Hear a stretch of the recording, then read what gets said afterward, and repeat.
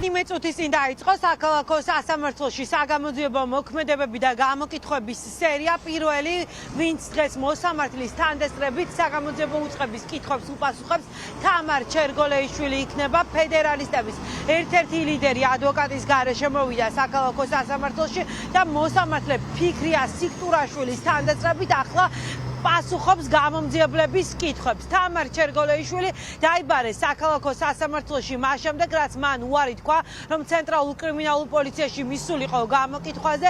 მისი დაკითხვაზე დაბარება 4 ოქტომბრის დიდ შეკრებას უკავშირდება და იმ განცხადებას, რომელიც სოციალური ქსელით და სატელევიზიო ეთერით გააკეთა თამარ ჩერგოლეიშვილმა, ამტკიცებს ფედერალისტების ერთ-ერთი ლიდერი, რომ 4 ოქტომბრის დიდ შეკრებასთან დაკავშირებით საორგანიზაციო საკითხები ბაჩუ ახალაიას სახლში წყდებოდა ყოფილი თავდაცვის ministris სახლში. ამ თემასთან დაკავშირებით ექნებათ დღეს თამარ ჩერგოლეიშვილთან კითხვები, როგორც პოლიტიკოსი ჩვენთან საუბრისას აცხადებს, როგორც მოწმეს მას ღიმრებული ინფორმაციის მიწოდება არ შეუძლია საგამოძიებო უწყებისთვის, რადგან მისი განცხადებები ეყრდნობოდა საჯაროდ გაკეთებულ განცხადებებს და ანალიზს.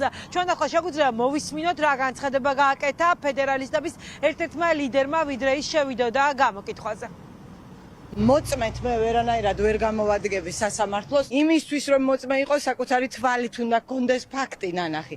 რაც შეეხება იმას თუ როგორც პოლიტიკოსი, მე როგორც პოლიტიკოსი ყოველთვის ვამხელ იმ მავნებლებს, რომლებიც ისეთ ავანტიურაში ჩაითრევენ ქვეყანას, რაც 4 ოქტომბერს სცადეს. და მე აბსოლუტურად დარწმუნებული ვარ ჩემს სიმართლეში, რომ ბაჩუ ახალაია იყო ამ ყველაფერში ჩართული.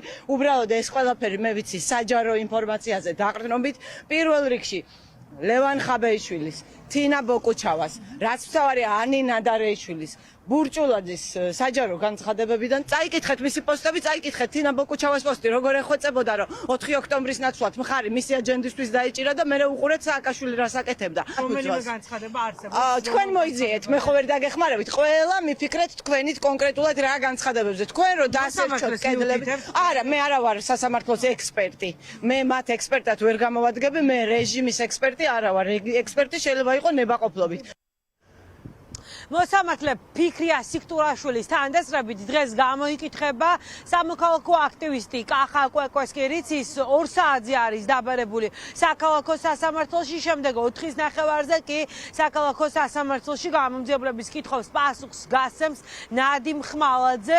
ჩვენი რესპონდენტები აცხადებენ, რომ საგამოძიებო უწყების წარმომადგენლებს მათთან კითხვები 4 ოქტომბრის დიდ შეკრებასთან დაკავშირებით აქვს, როგორც კახა კვეკვესკი და ნადიმ ხმალაძე ისინი ამ შეკრების დიდი გულშემატკივრები იყვნენ, თუმცა არ ყოფილან ორგანიზატორები და მათ საერთოდ არ იცოდეთ რა გეგმა ჰქონდათ აქციის ორგანიზატორებს. დღეს პაატა ბურჭულაძის შვილმა შუქრი ბურჭულაძემ გაავრცელა სოციალურ ქსელში განცხადება და როგორც შუქრი ბურჭულაძე წერს, ის აკრიტიკებს იმ ადამიანებს, ვინც თავგანწირულ ადამიანებს დამარცხების შემთხვევაში აკრიტიკებენ, ხოლო გამარჯვების შემთხვევაში მათ ემონებიან. უნდა აღინიშნოს ის ფაქტი, რომ რუსთავის მე-12 და გლდანის მე-8 დაწესებულებაში დიდი შეკრების ორგანიზატორებთან ადვოკატები არიან შესული. სავარაუდოდ დღის მეორე ნახევარში უფლებადამცველები დაკავებული პოლიტიკოსების გზავნილებს გაასაჯაროვებენ. სწორედ ამ წუთებში მიმდინარეობს პენიტენციურ დაწესებულებებში